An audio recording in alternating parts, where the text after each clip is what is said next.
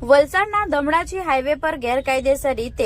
ઘરગથ્થુ gas સિલિન્ડરોમાંથી commercial સિલિન્ડરોમાં refilling કરવાનું કૌભાંડ પકડાયું। જુદી જુદી કંપનીના 1.96 લાખની કિંમતના 62 ગેસ સિલિન્ડરો પકડી પાડ્યા। વલસાડ તાલુકાના ધમડાજી હાઈવે પર એક ખાનગી મકાનમાં 2 આરોપીઓ દ્વારા કોઈપણ લાયસન્સ વગર ઘરગથ્થુ ગેસ સિલિન્ડરનો ગેરકાયદેસર રીતે સંગ્રહ કરીને પોતાના આર્થિક લાભ માટે ઘરગથ્થુ ગેસ સિલિન્ડરોમાંથી કોમર્શિયલ ગેસ સિલિન્ડરોમાં રિફિલિંગ કરી ગ્રાહકોને ઊંચા ભાવે વેચાણ કરવાનું કૌભાંડ વલસાડ રૂરલ પોલીસે પકડી પાડ્યું હતું। પોલીસે બંને આરોપીઓ પાસેથી અલગ અલગ કંપનીના ગેસના કુલ 62 બાટલાઓ તથા અન્ય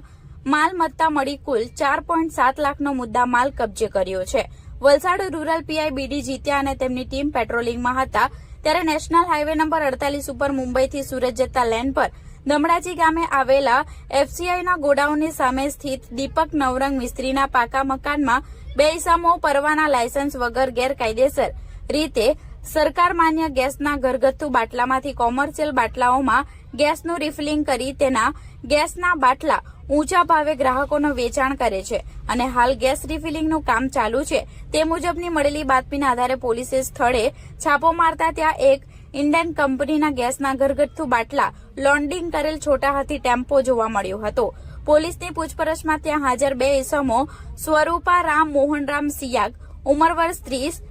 રહે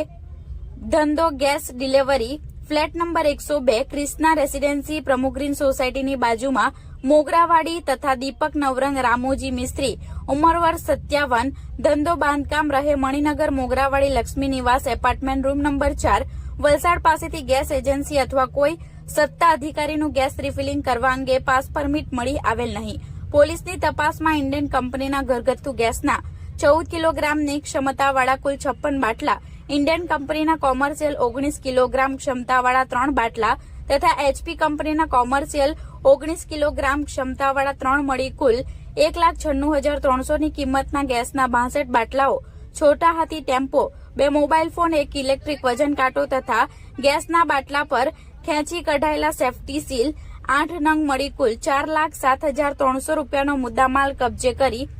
બંને આરોપીની ધરપકડ કરી વધુ તપાસ હાથ ધરી છે।